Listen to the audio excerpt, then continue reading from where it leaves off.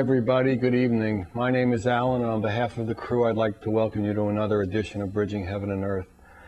This has been a really extraordinary week. I mean, just so many things seem to be happening in the world. I mean, I've been getting calls from just all over the world and the country, just expressing their the turbulence that seems to be going on in people's lives. And I know that we all have to band together now and really come into an experience of oneness and love to deal with the changes in the world. There's fires, there's earthquakes, and yet internally we can have an experience of love where that overtakes all the other experiences, and we can really go through those experiences with consciousness and love. And tonight we have people with us whose lives are dedicated to bringing more consciousness and more love and more experience into their lives and everyone else's lives. The first guest, Terry Lynne Taylor, probably has done more than any person in contemporary society to bring the angel experience to everybody. I mean, she's written books that have sold over 1 million copies. Her first book, Messengers of Light, was one of the best sellers for a number of years. It sold probably by now over 1 million copies. And in those books, she brings the experience, the angelic experience, and makes it available to people. She's written The Alchemy of Prayer, and a new book's coming out, The Angel Experience, that again is Terry's hope and desire to bring that experience of love and that experience and the help of the angels, the angelic beings, the angelic realm into all our lives. And then we have with us tonight Peter Sterling, who is a master harpist. And you know how we love the harp music on Bridging Heaven and Earth, and he's just an extraordinary player. And he's a teacher of the harp, and he's just a teacher of life and love. And he has 2 albums out, Harp Magic and Gypsy Road. And he's going to play for us a number of tunes tonight, and we're just extraordinarily blessed to have Terry and Peter with us tonight. So please, whatever your life has been this week, this day, allow it to fade out. Allow the love to come in, the love that you're made of, the love that this show is about and really your life is about. And let the guests tonight really take us all into an experience of consciousness and love. So as we normally do at this time, join me in a meditation or a way, whatever way you know how to quiet and to come into your own space and your loving space. Please join me for a short meditation.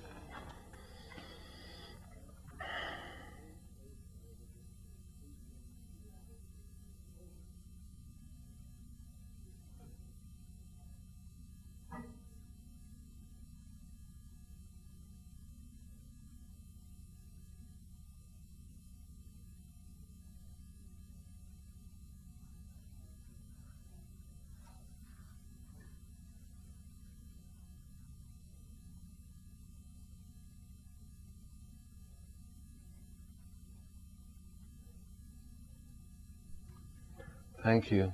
So just settle in, and for the next hour or so, just come with us on a journey into love. And we hope you're with us, and we hope we can experience, and we certainly hope you can experience. So we're going to begin tonight's show with Peter Sterling playing Upon the Wings of Angels. So please enjoy.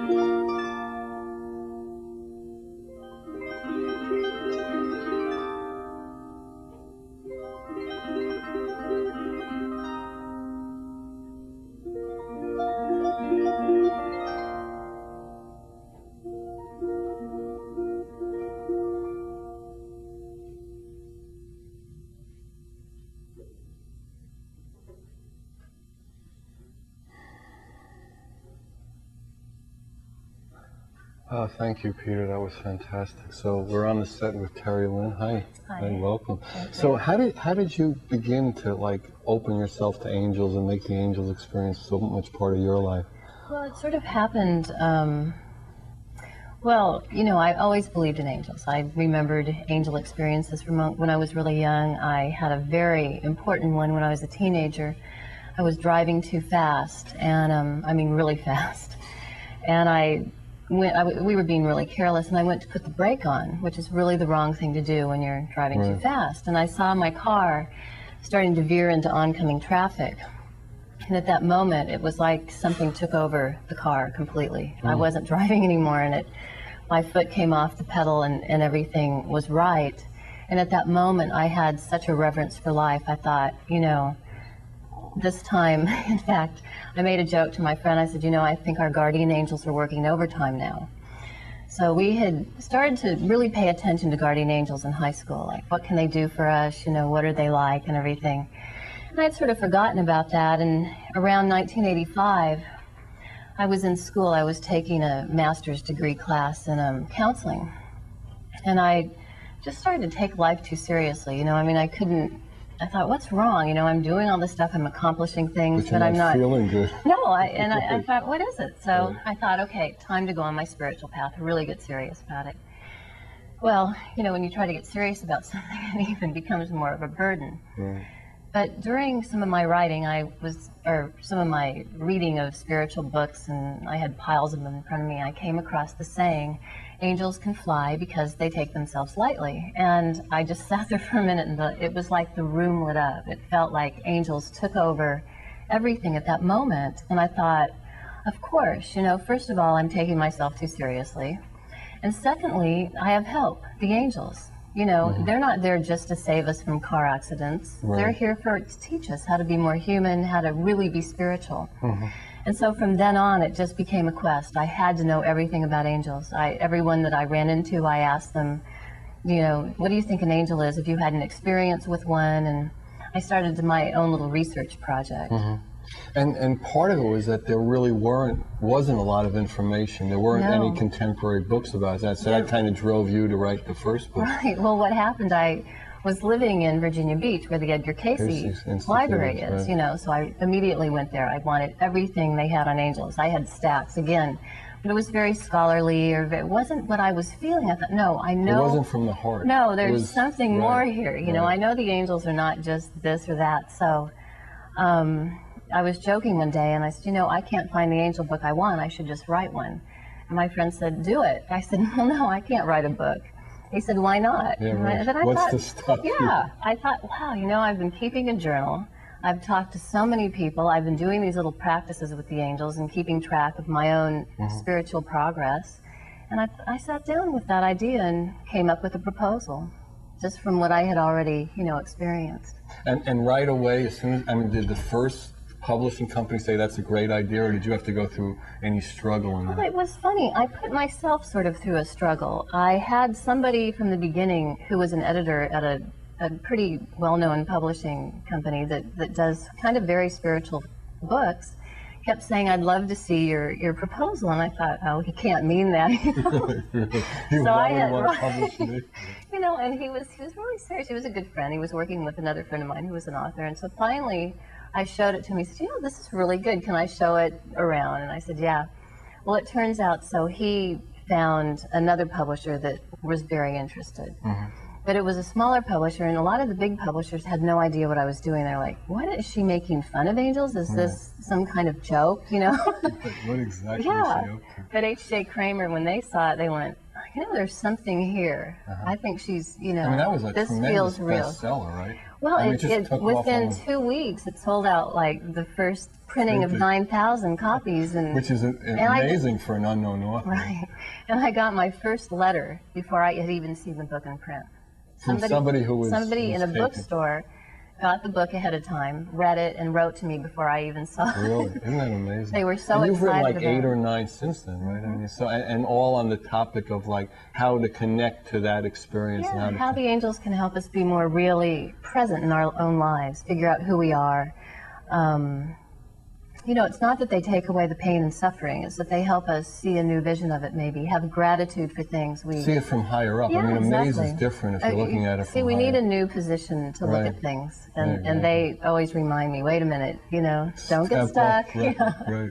Yeah, that's true. So, and then you started doing works. I mean, there's just from that first book, one thing led to another, and people wanted you to do book signings and all over the country. Right, it kind of took off, and the letters have been the most precious. I mean, you know, people found the book when they really needed it, and I feel so blessed that I was able to, you know, help somebody find that new lease on life, maybe after they've suffered a great loss in their family or something. Right.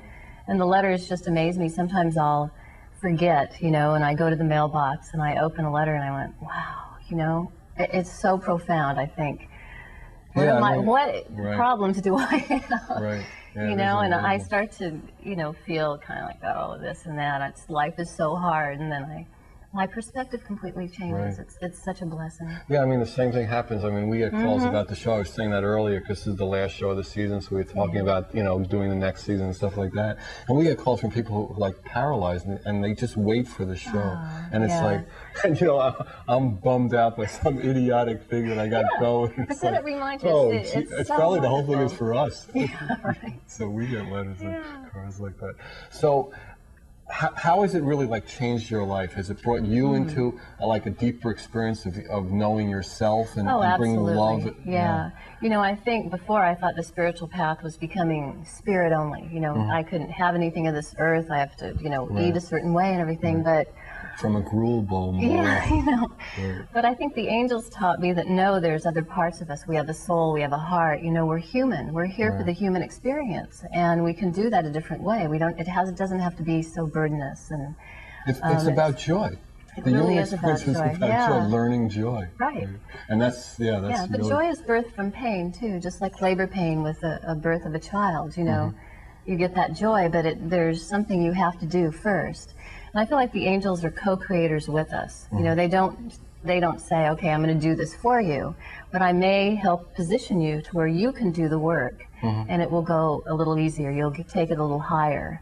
And I've found that it's not like things are all of a sudden easier. It's not that each book I write is all of a sudden, you know, just no problem. Right. I go through a lot of interesting karmic things when I write a book. And Yeah, so do you find that, you know, we've had, you know, other guests on the show who like channel Archangel Michael or Archangel Gabriel. Do you have that experience? Did you actually hear or, in a sense, feel the words? Right, it's not a traditional channeling. I think what it is it's, with the angels, for me, it's an inspiration of everything, the soul, the mind, the heart. So it's not verbal, but I feel the inspiration coming in and then I put it into words. I try to translate what I'm feeling inside, you know, what touches my heart.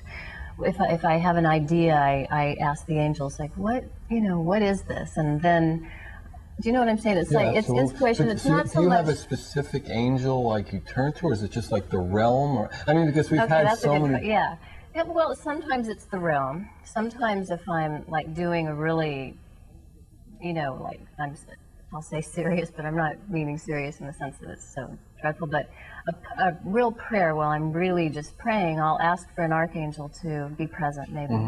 Or not be present with me, you know, but I'm saying that there's some to have presence. that energy, consciousness. Yeah, and again, it's not you. that I feel that I'm channeling words, but when I'm praying, I can sometimes feel an impression behind me of an incredibly large angel. Like a light force. It's almost like an impression on the room. So again, some of these things are so hard to put into words. I mean, the words don't do the justice to what the experience is, and that's what I tell people. It's the experience is what counts. You know, if someone tries to explain what you had and it doesn't feel right, just say, no, I know what I experienced. You know, it's not... I mean, your hope would be to open everyone's heart so they experience what they experience. Right. And so not to copy your exactly. experience. And we're all very different. You know, some people are very visual, so they may really see angels everywhere. I have a friend that if there's a blotch of paint, look at the angel there, you know. Right. It's very visual. The face of the right. moon. Yeah, absolutely. Right. They're everywhere. Right, exactly. And then if you're, you know, have more of a sense of smell, you'll smell jasmine, maybe a touch on the shoulder, you know, if you're really in tune with your body and your senses. You may hear music. You may hear the angels sing with a choir often.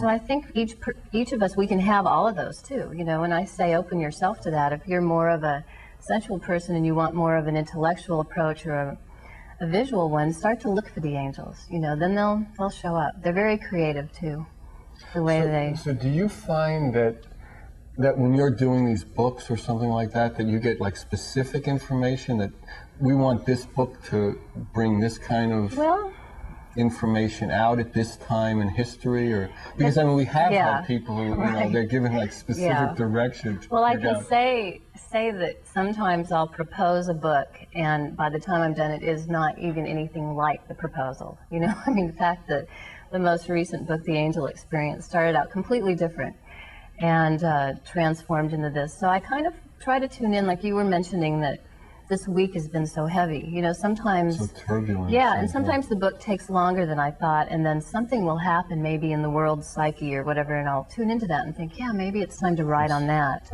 So it's kind of a combination of all different things. It's not just, you know, I do feel a mission. Sometimes I feel like there's something I want to get across, but the angels are subtle too. So I sometimes like to just, you know, well, again, sometimes when you're writing, somebody will pick something out and go, I really love what you said, and you'll think that was the most unimportant thing that you've written, and it changed their mind completely. It opened them up to something completely, so it's... Right. I mean, you know, we do the show, we just try to do it as best we can at every step and what seems right to do, and then whoever gets touched by it, so be it. And you know, another thing, too, that I'm finding is that the angels are in the space between. You know, it's not so much the words we're saying, but they're around just the essence of what's happening. You know, on the page of the written word, they're the white paper. You know, they're everywhere.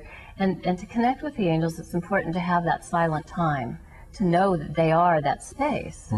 Do you, in your practice, do you recommend that people do some form of meditation or quiet time or something like that? I think it's real important. I don't think you have to take it real seriously and meditate a certain time every day, unless you want to do that. That's fine. But I think it's real important, and I think prayer too. I've written a book on prayer, and I sometimes forget how important it is. And I called the prayer book The Alchemy of Prayer because I think it doesn't just change a situation, it changes your chemistry. You know, you're doing inner work when you pray. And it's a humbleness that is different and a non-knowing. I mean, so much we were in trouble because we think we know everything. Right. And we give over, you know, we give a situation over, and we still want to control it a little bit, but if we've actually said a prayer, we're making a very powerful, you know, devotional it's statement. a vibration of openness. Absolutely. And it's, again, the words aren't so much, it's what comes from our heart. You know, the angels, God, they hear our heart. We think we're saying a certain thing. The we desireless think, desire. Yeah. You know, or we think we might want something. Right. We're praying for this or that, and they know what we really need and what we want and what our destiny is. I mean, in a way, I mean, we all just want love. I mean, unconditional love. I mean, we want to feel love and connected, and there's really only one way to do that. I mean, we try all the other things in the human form, and not that they're not beautiful and fun and wonderful, but they're not going to provide that experience, and that's the human condition, you know. Yeah. I often ask people, just sometimes, if, you know, I'm talking to people, what do you think this life is really about? And I ask lots of different people, and they usually say something, you know, I'm not exactly sure, but I know it has something to do with love. That always comes up, and I think, yeah, it does. At the end of our lives, we're going to be asked, how well did you love? Not how much money did you make, what did you accomplish here? No, how did you do love? How well? Did you share love? Did you receive love? You know. Right. So I think our life really is about love, and that's what the angels can help us. And that's in one form or another what all your books are about. Is like I think coming back to the basics, like right.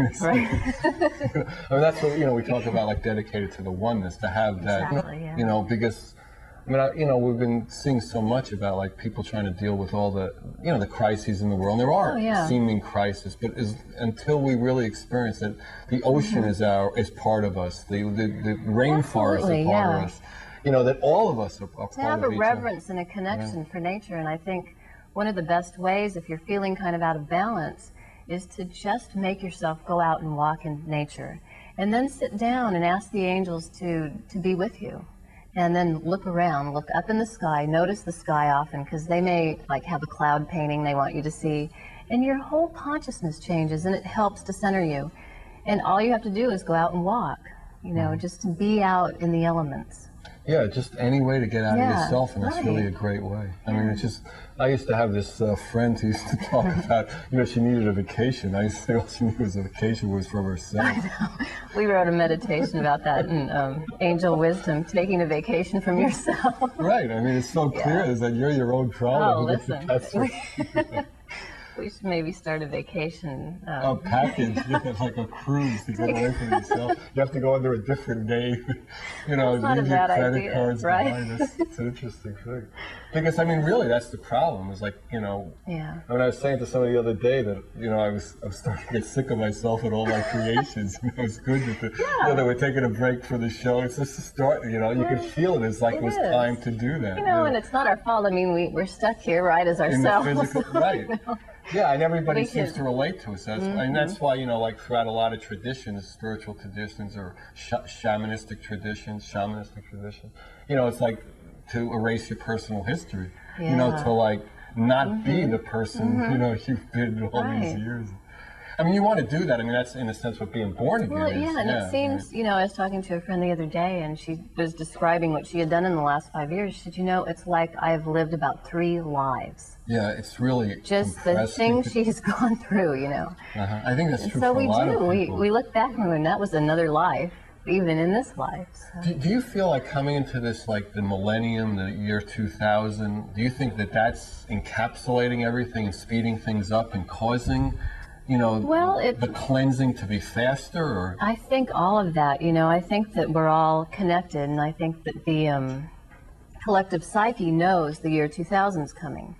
You know, so there's a lot of things happening, and we're seeing weather changes, and we can't deny these things. But I think it's really important, and I use the word eccentric, because I think we're all eccentric. Say that word again? Okay, well, the word eccentric, right? Eccentric. Means having your own center. So I use the word excentering to find your own center and be your own eccentric person in this world. Because if you have your own center, if the chaos can spin, if the world can get faster, then you can just cruise along at your, you know. The ocean is going to have the waves and then the depth. Well, the Earth is spinning. We don't feel it. So if the world's spinning around us and we stay in our center, and the angels really help us do that. They give us messages, but we have to pay attention. A lot of times we ignore all that. Yeah, wouldn't you say that there's part of it is that we have to develop a subtlety in our lives, in our day-to-day. If we have a tremendous momentum or going too yeah, fast, we do. That's what I was then saying about the space. We've got to, you know, slow invite down. the angels in and then give them room to slow down internally, even if we're moving do our quickly inner work, externally. right. Yeah. Okay, I guess we're now ready. Peter's going to play a couple of more songs for us. We're really excited to have him, and Peter's just, as you know now, Peter's just an extraordinary player. So he's going to play 2 songs in Monet's Garden and the Temple Garden. So we're going to do a lot of garden work, and as Terry said, it's good to go to the garden. So whenever Peter's ready, please.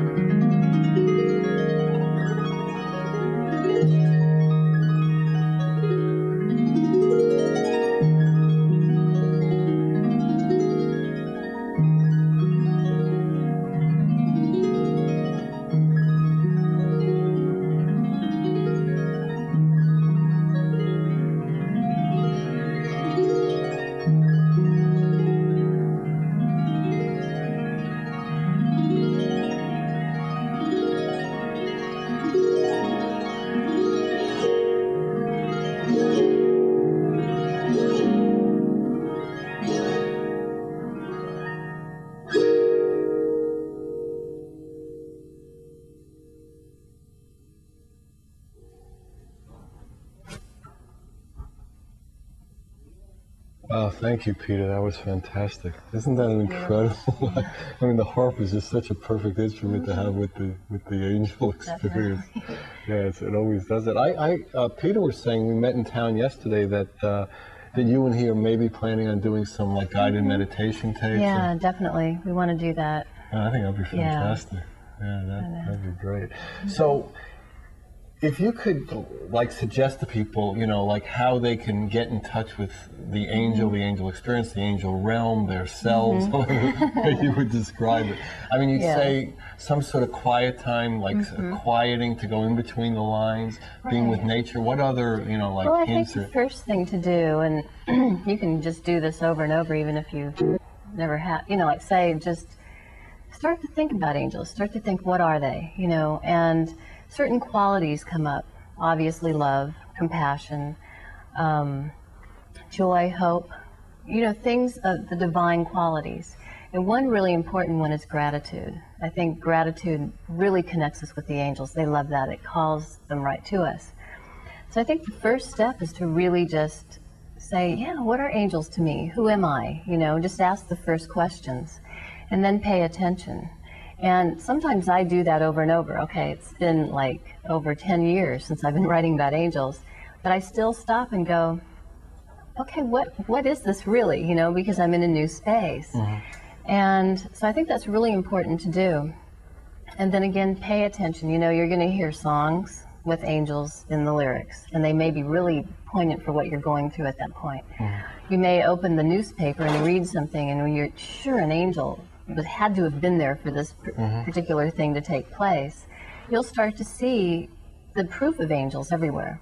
Do you know what I'm saying? Like, so just open your heart and your mind to the possibility first, and then you'll be guided. Let the angels guide you to know who they are, and then they'll help you find out who you are too. Right. So, I mean, and how would you suggest to people that that openness and that gratitude becomes more part of their lives, like as an initial step? Well, I think it's something you have to really focus on. Maybe if you want, write it on a card. You know, do something to remind yourself. I think writing, and of course, because I do it, is a really good thing to do. You know, just sit down and maybe write about your feelings in the moment. Well, how could an angel help me through this? and just start to explore, write about anything you can, you know, come up with. Because you'll discover, then you'll have on paper, like, wow, you know, I didn't know everything was so profound here or something. You might really get a key into a block you have in your psyche or something. So I'd say just really be brave, to have the courage to ask the angels and then go where they want to take you. You know, they're going to bring fears. Not going to bring fear, but you're going to have, encounter you're going to, thank you. You're going to encounter fears. I know. They'll be there with you. But, you know, it's not like all of a sudden, like, again, the path isn't just open and easy. We have little fears that hold us back a lot. And so they help us get the courage, just even if you can take one fear each day and go past it. You'd be amazed. That's what I wrote a book called Angel Days, and it's a weekly journal, and you keep track of your goals each week and your prayer requests. And I did it basically so people could write down where they are in that moment, and then write about their week, and then go back 3 weeks later, and you can't believe how much you've actually gotten through. Wow. You know, even little simple things. You might just write down, I really want to do this. And then you'll forget you've done it, because you've done it, it's gone. But if you have it, you know, journaled down, and you can just use any journal. But I would say, you know, really keep track of what you're working on. Make it a practice, a discipline. Would you say there'd be, because one of the things, I mean, if I had to say two things that I thought would be important, one would be meditation, one would be what I would, you know, just to use words that we use in the earthly body, like holy company, or be around people who are making that same effort and striving for that and all that. That helps too, but I'll tell you that, again, the angels are creative, so you may think, you know, don't discount someone that you don't think is spiritual, because they could probably teach you a lot. I mean, the angels like to show up in places you never would expect them. Even in this crew, you think? I think so. Oh my God. No, we have quite an eccentric bunch of this crew. Yeah. Good. Well, the angels love that. Right. They must love this place. Right? So, where do you see yourself going? I mean, just when you were talking, I mean, do you have a calendar that has, like, you know, like daily sayings? I mean, has anybody asked you to put something like that out, or that they can write something and you know, something like that? No, I'm working on a book right now. Actually, it's a sequel to Angel Wisdom, which is daily meditations, just daily thoughts about changing our perspective on things. And the one we're writing now, it's with a co-author, Mary Beth Crane, is called Angel Courage. And what we're doing is we're taking everyday trials, or maybe not so everyday, but just trials we face, and then talking about how to get the courage, you know, to look at it differently, and to how do the angels help us through this. So we're kind of approaching the problem first, and you know what I mean? Like, so it's, we're well, that's a lot of times what humans encounter. Yeah. Is I have this problem. Right. So each day is a trial, and you read, you know, so we're in the middle of that right now. So, and how do people get the courage? The same ways we've been talking about. Well, I think we really have to pay attention. You know, we can't go to sleep on it. We can't say, oh, I'll deal with that tomorrow. There may not be a chance to deal with it tomorrow. You know, if it's there, present, sit with it. Sit with your pain, because it'll change. It doesn't, you know, tomorrow's another day. Right, if you shine light, if you're conscious of it and separate from it, already it's not you and it's changed. Right, and if the angels are there with you and you're looking at this pain, you know, it's not going to just go away instantly, but you will learn something from it, and you'll learn how to stay with these things. And then each time you'll have more consciousness and more insight in how to get to that point again without avoiding. So in some way, you know, it's interesting because so many guests come on and there's so many books, and it's all in a way to experience love, to be in the moment. Yeah. You know, in the moment is where we live, and the only place we live, and all the tools are.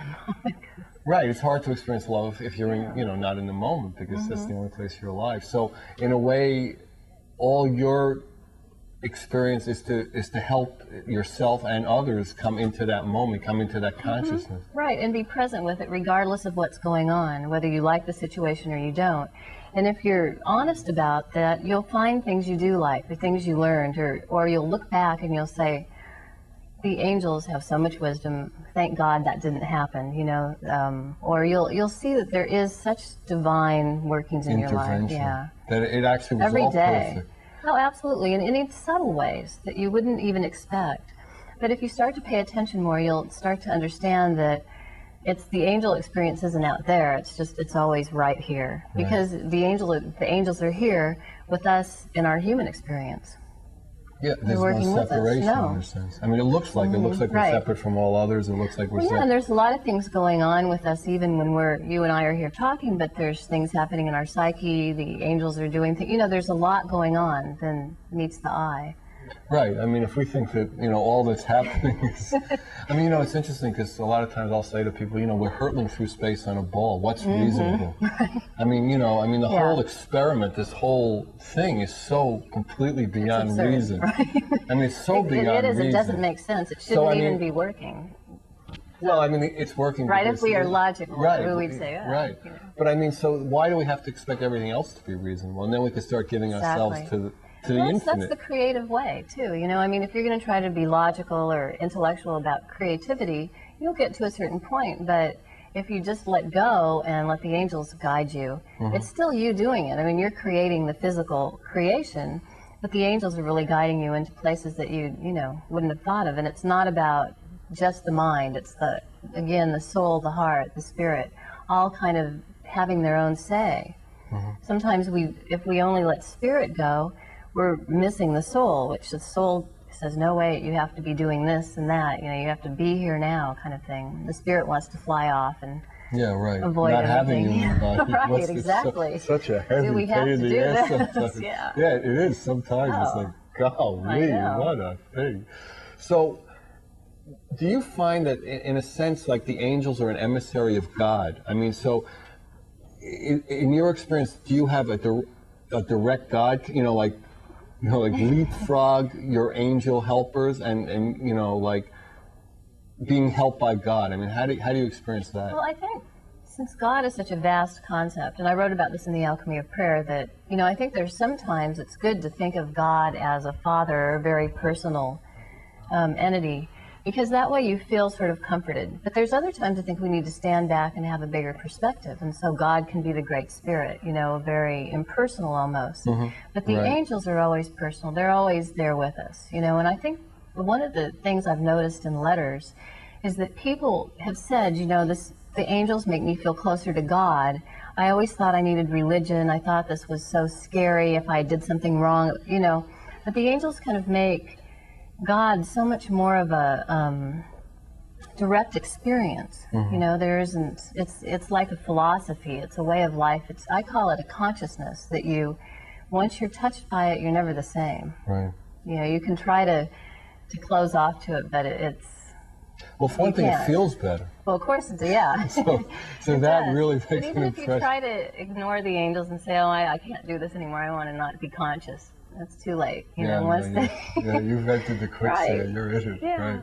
No, sometimes it looks like we're backsliding on all this. I used to know these. I forgot the religion. They always talked about backsliding. Yeah. But they always they put out that.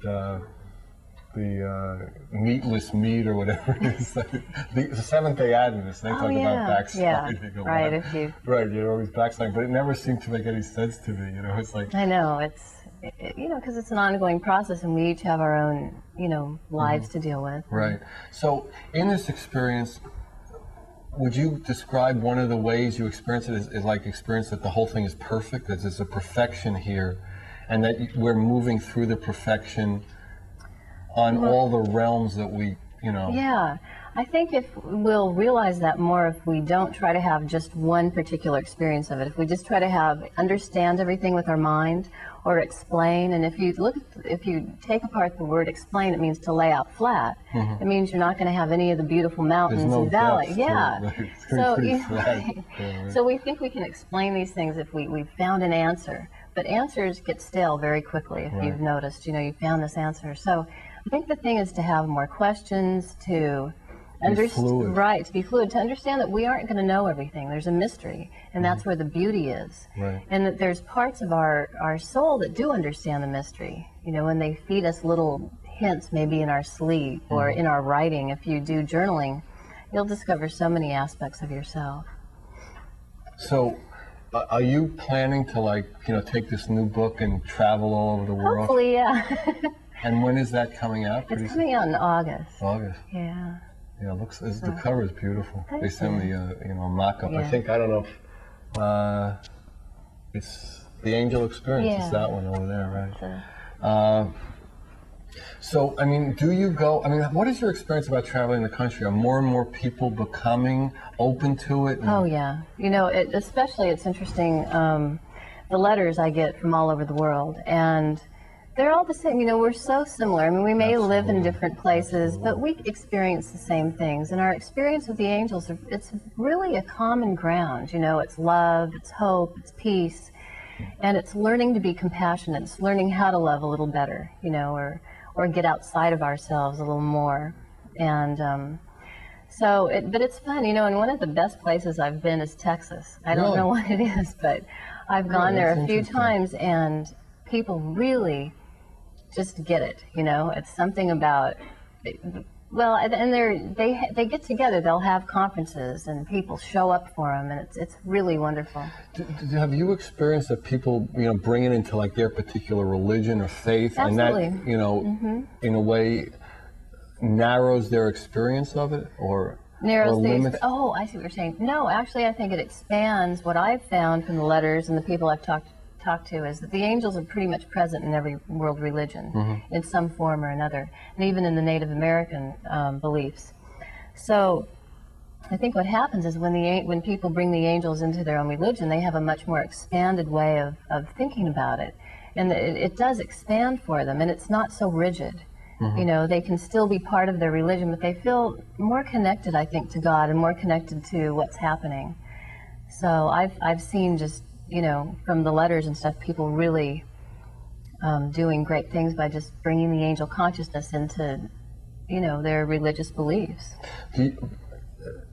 I was, you know, meeting with a reverend of the Catholic Church today, and he gets in a lot of trouble with the bishops and all that because he says not only does he believe in Jesus, he believes in Krishna and Buddha and Muhammad. Yeah, so, I mean, well, you know, a lot of bishops and... Well, those can really, you know, the Buddhist system is really an educational system. It's not so much a religion, but it's something to help us understand life or understand how to treat each other better.